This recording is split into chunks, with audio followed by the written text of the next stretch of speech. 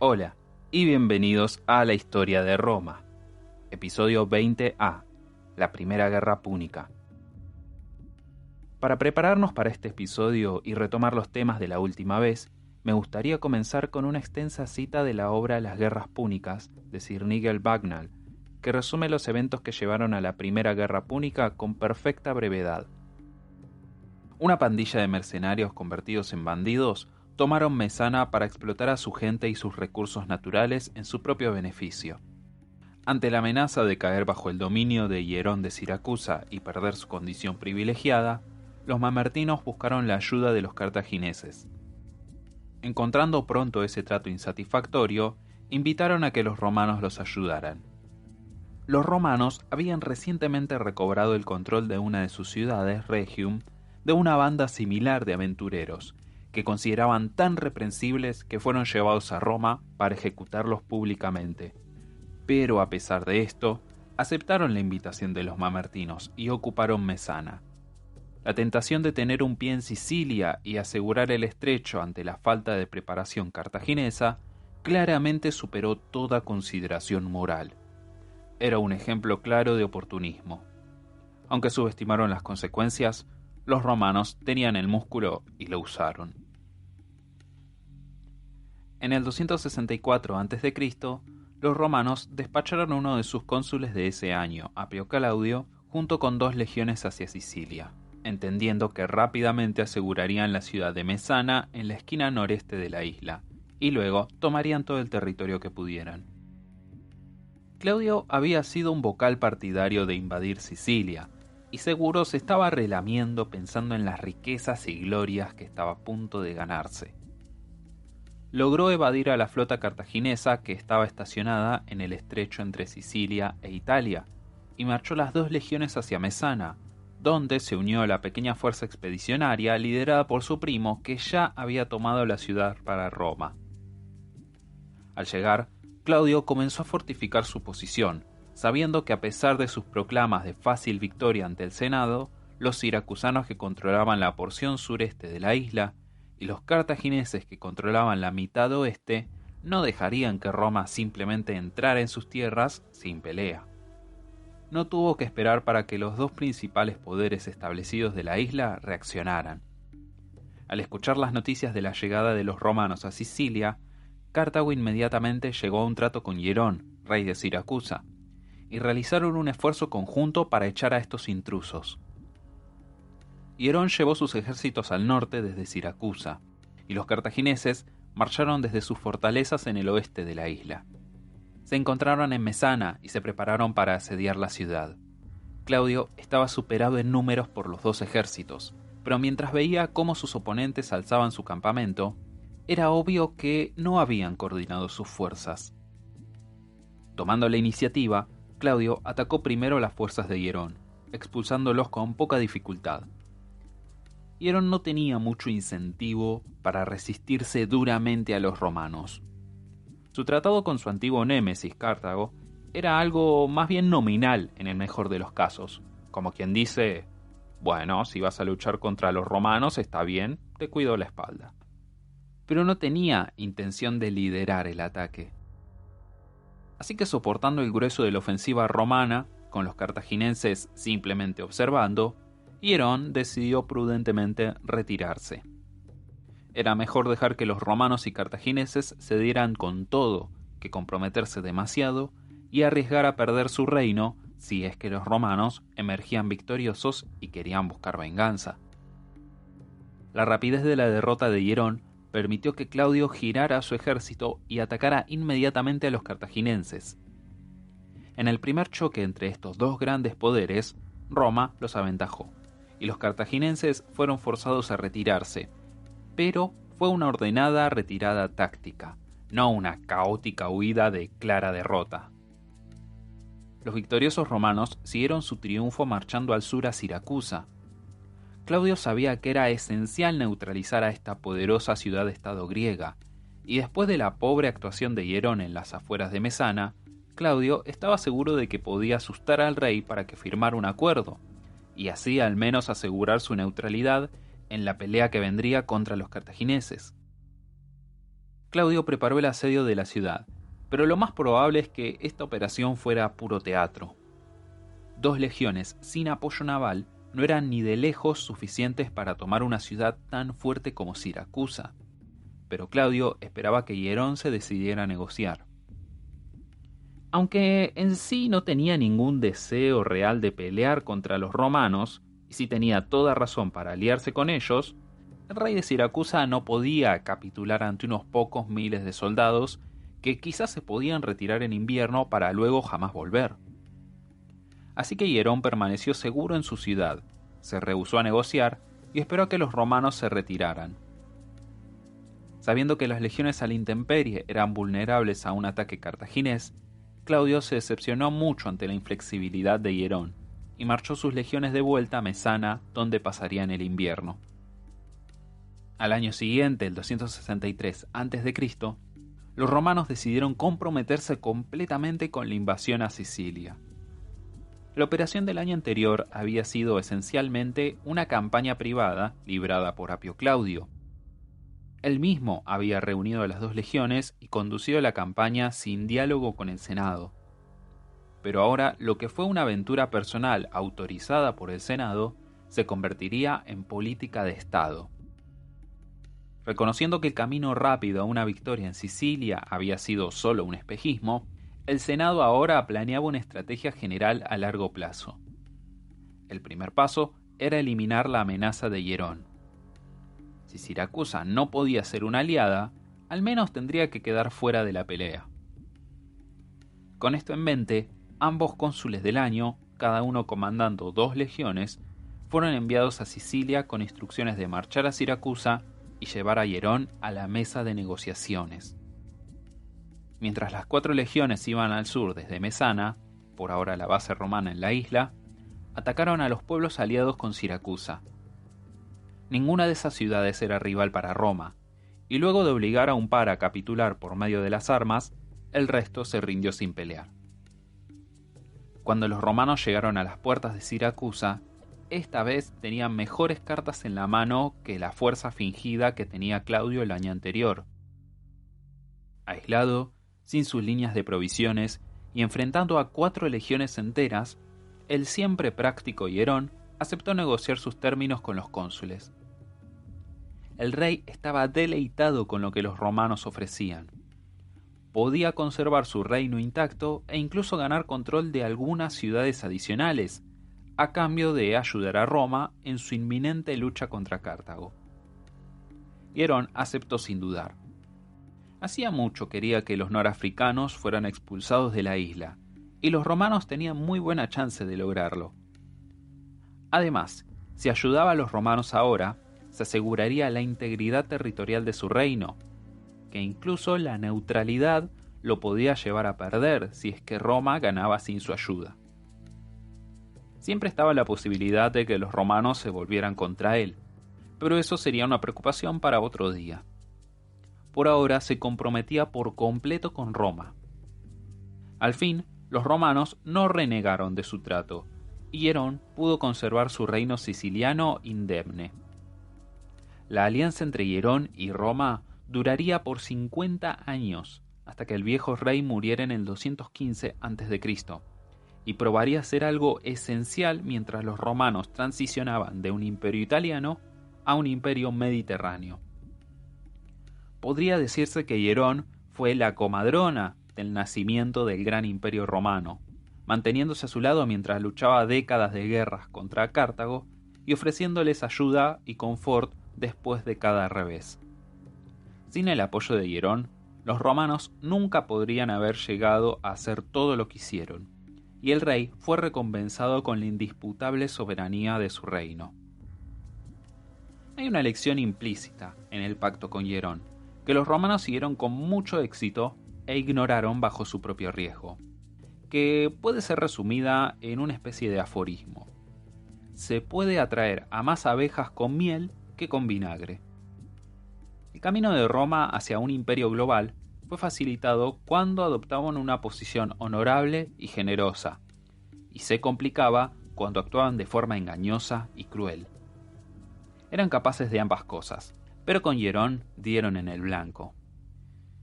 Pero en su intento de ganarse al resto de Sicilia demostraron mucha menos sabiduría y alargaron el conflicto mucho más de lo necesario al hacer que ciudades enteras se pasaran al bando cartaginés debido a accesos de exagerada brutalidad, como fue en el caso del saqueo de Agrigento.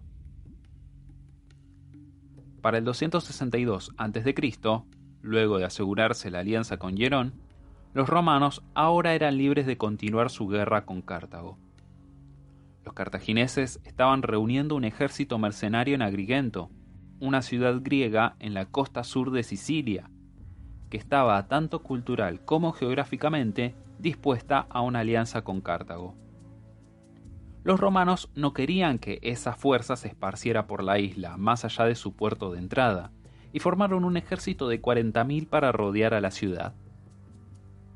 A pesar de persistentes escaramuzas, los romanos lograron construir un muro doble alrededor de la ciudad, uno que miraba para adentro, encerrando al ejército cartaginés, y una cara que miraba hacia el exterior, para prevenir que ninguna fuerza llegara en auxilio de Agrigento. Esta era una estrategia riesgosa, ya que los romanos mismos eran vulnerables a un asedio. Los cartagineses, reconociendo esta debilidad, reenfocaron sus tropas que llegaban hacia un puerto cercano y decidieron explotar la situación, asediando a quienes asediaban. El sitio romano de Agrigento fue la primera oportunidad para que la nueva amistad con Hierón diera sus frutos. El rey de Siracusa no reparó en gastos para mantener al ejército romano, ahora atrapado entre dos muros, bien aprovisionado. El comandante cartaginés de la fuerza auxiliadora tenía toda la intención de simplemente matar de hambre a los romanos, ya que sus propias tropas eran inexpertas e indisciplinadas. Pero al no poder cortar las líneas de provisiones romanas, y reconociendo que la situación dentro de Agrigento se tornaba desesperada, decidió arriesgarse a una confrontación abierta. Desafió a los romanos a salir y pelear, y el reto fue aceptado. La batalla resultante duró todo el día, pero al final, como el comandante cartaginés temía, la experiencia y la disciplina de los romanos fue decisiva, y los cartagineses fueron derrotados. Como secuela de la batalla, esa misma disciplina se rompió en cuanto los soldados romanos se encontraron saqueando absolutamente todo. La tropa cartaginesa atrapada dentro de Agrigento pudo escaparse de la ciudad, y no fue hasta que la última compañía de soldados cartagineses se retiraba que los romanos no notaron su escape. Las legiones brevemente intentaron perseguirlos, pero entonces se dieron cuenta que, con el enemigo fuera, Agrigento estaba lista para ser tomada. Los soldados se voltearon y cargaron contra la ciudad que habían pasado meses asediando. En su codicia de riquezas se desató el infierno, y no hubo distinción entre civiles y combatientes. Mujeres y niños fueron masacrados junto a los hombres, y la ciudad fue vaciada de todos sus bienes. Los comandantes, aprobaran o no este horror, lo justificaron después con la vieja excusa de hacer de Agrigento un ejemplo y así enseñarle a los aliados de Cartago una lección sobre las consecuencias de resistirse a Roma. Lástima que la única lección que aprendieron los aliados de Cartago fue que los romanos eran unos bárbaros sádicos que tenían que ser destruidos a todo precio. El saqueo de Agrigento no sirvió para disuadirlos de resistirse, y de hecho fue el motivo de esa resistencia. Un triunfo más humanitario hubiera convencido al resto de Sicilia de que no tenían nada que temer de los romanos. Pero al fin, esa dosis de vinagre en Agrigento no atrajo a las abejas. Después de la toma de Agrigento, los romanos ya controlaban 2/3 de Sicilia, pero los fuertes cartagineses en la costa occidental eran impenetrables. Sus muros eran casi imposibles de romper, y un asedio prolongado era inviable mientras las ciudades pudieran ser aprovisionadas por mar. Era este el mismo dilema que los espartanos enfrentaron durante la guerra del Peloponeso. La falange espartana no podía ser vencida en suelo firme, pero los atenienses dominaban las aguas. Ningún lado se arriesgaba a la derrota total al desafiar al otro en su propio campo, Pero después de 30 años de idas y vueltas, los espartanos decidieron enfrentar el problema y construyeron una flota para competir. Una decisiva victoria espartana en el mar logró poner fin a esta extensa guerra. En la primera guerra púnica, los romanos dominaban en tierra, pero los cartagineses controlaban las aguas.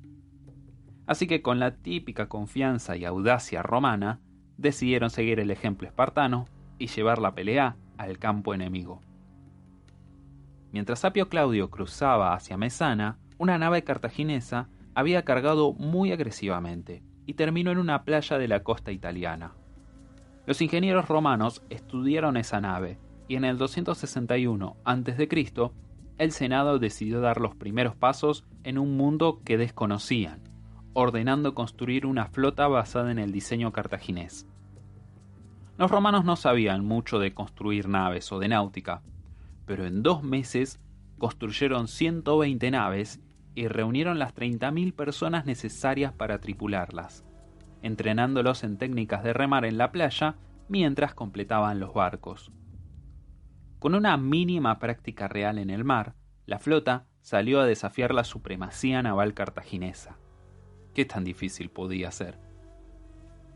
Encabezando la nueva flota estaba Cornelio Escipión, el primer Escipión que aparece en nuestra narración, y les aseguro que no será el último. Este antepasado de 2 de los más grandes generales de la historia romana no empezó haciendo el nombre famoso por buenos motivos. Escipión lideró un escuadrón de 17 naves hacia Mesana para asegurarse que no había presencia cartaginesa en el área. La flota principal debía seguirlo unos días después, bajo el capaz mando del compañero consular de Escipión, Cayo Duilio. Pero Escipión fue ambicioso y decidió atacar a una pequeña ciudad costera mientras esperaba al resto de la flota. Los cartaginenses captaron que los romanos estaban lanzando su propia armada y decidieron ir a verla ellos mismos, sabiendo que serviría al menos para reírse un poco. Vieron muy entretenidos cómo Escipión guiaba tontamente a toda su flota en una bahía en la que los cartaginenses podían fácilmente atraparlos. Con la llegada de la noche, los cartaginenses hicieron exactamente eso. Y por la mañana, la pequeña flota de Escipión estaba embolsada por una fuerza cartaginesa mucho más grande. Mientras los cartaginenses avanzaban, los inexpertos marinos romanos perdieron sus cabales y abandonaron las naves. Todos los 17 barcos se perdieron, y Escipión mismo fue tomado como prisionero. La torpeza de Escipión le ganó el famoso sobrenombre de Asina, que podríamos traducir como el burro. Escipión Asina, como es recordado por la historia, luego sería entregado en un intercambio de prisioneros, y continuaría su carrera política, pero nunca se desharía de la memoria de presidir la primera batalla naval de Roma y, por su culpa, el primer desastre naval de Roma. El colega de Escipión Asina se manejó mucho mejor. El comandante naval cartaginés, confiado desde que toda victoria sería así de fácil, salió en busca del resto de la flota romana. Rodeando la costa norte de Sicilia, los 50 barcos cartagineses embistieron al centenar de naves romanas, y esta vez los romanos aguantaron. La flota cartaginesa fue prontamente rechazada, y tuvo suerte de escapar sin pérdidas más grandes de las que tuvieron. Después de estas 2 escaramuzas, ya estaba dispuesto el escenario para la primera completa batalla naval de la guerra. Los cartagineses enviaron 145 naves para encarar a los romanos, que para este punto tenían una flota de 130 ancladas en la costa norte de la isla, cerca del pueblo de Milas. Cartago quería usar sus superiores habilidades náuticas para devastar a los romanos y ponerlos en su lugar, es decir, en tierra. Pero los romanos tenían un arma secreta. Sabían que no eran enemigos para la experiencia marítima de Cartago, así que diseñaron una forma de equiparar el terreno y convertir la lucha en una pelea de infantería, pero sobre el agua. La táctica estándar de las batallas navales en la antigüedad era el sutil y refinado arte de embestir. Una nave intentaba apuntarse y dirigirse a toda velocidad contra el costado de una nave enemiga, y chocar contra ella usando su proa acorazada, para hundir al oponente o al menos dejarlo fuera de combate. Los romanos no tenían la habilidad como para competir en ese nivel, así que desarrollaron un mecanismo llamado Corvus, que funcionaba como un angosto puente levadizo. Cada nave romana tenía una columna de madera operada con una polea montada sobre su proa. Atada a la polea había una plancha estrecha con un gran colmillo metálico en su parte inferior. Cuando los romanos se acercaban lo suficiente a una nave enemiga, soltaban el Corvus, que chocaba contra la cubierta rival e inmovilizaba a esa nave. Los romanos usaban el Corvus como un puente, corrían a la otra nave y luchaban contra los marineros cartagineses mano a mano, la clase de pelea en la que los romanos despuntaban. En Milas, el Corvus fue usado con gran efecto, y una partida adelantada de 30 barcos cartaginenses fueron todos atrapados bajo sus garras. El resto de los navíos cartagineses, que venían pisándole los talones, vieron lo que pasaba con la vanguardia e intentaron evadirse, pero otros 20 más cayeron de todas formas. Así como si nada, los cartagineses perdieron un tercio de su flota. Habiendo tomado a los cartagineses por sorpresa con su nuevo juguete, Roma ganó su primera gran batalla naval. Pero el Corvus nunca volvió a tener tanto efecto. Los cartagineses pronto aprendieron a esquivar esta trampa, y una vez que el arma secreta ya no era secreta, su efectividad disminuyó. Por los próximos 4 años, la primera guerra púnica se convirtió en una lenta sucesión de intermitentes e indecisas batallas en tierra y mar. Los romanos desviaron fuerzas de Sicilia en un intento de expulsar a los cartagineses de las islas de Cerdeña y Córcega, que ellos usaban como base para acosar la costa italiana.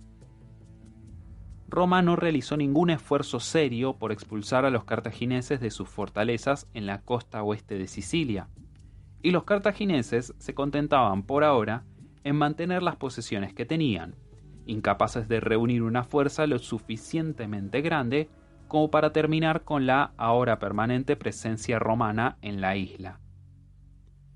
Pero en el 255 a.C., el Senado decidió que su incoherente e indefinida estrategia de desparramar fuerzas en múltiples islas los dejarían con una guerra eterna, e iniciaron una estrategia mucho más audaz que cambiaría toda la dinámica de la guerra.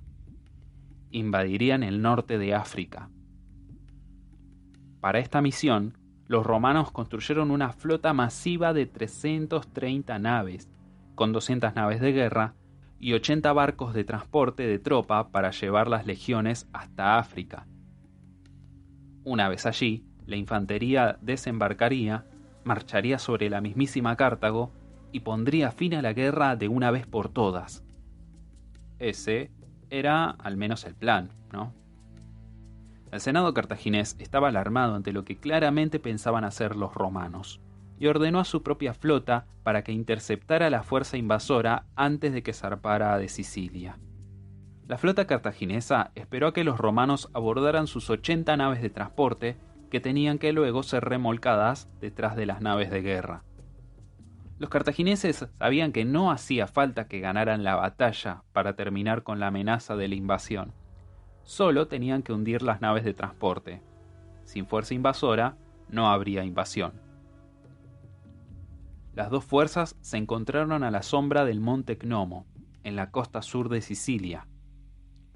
Si creemos en las fuentes antiguas, la batalla de Cnomo fue una de las batallas navales más grandes de toda la historia del mundo, con algo de 600 barcos y unos 200.000 marineros y soldados participando en ella. Los romanos se pusieron en una bien planeada formación triangular, posicionando los transportes en la base del triángulo para mejor protección. Pero los cartagineses lograron atraer a las naves que encabezaban el triángulo fuera de la formación, fingiendo una retirada. Las naves que lideraban esa cuña persiguieron a los cartagineses, y las líneas posteriores de los romanos no podían seguirlos. Con el éxito de esta treta, Los cartagineses dieron media vuelta y enfrentaron a los romanos de avanzada, dejando a los transportes a merced de otro escuadrón de naves cartaginesas. Pero a pesar de estas maniobras, los cartagineses no pudieron completar el plan, y la línea romana que remolcaba los transportes pudo defenderse del ataque. Las naves romanas de vanguardia superaron a sus oponentes y pudieron volver para auxiliar a la línea trasera. Al final del día, la flota romana estaba en buena parte intacta.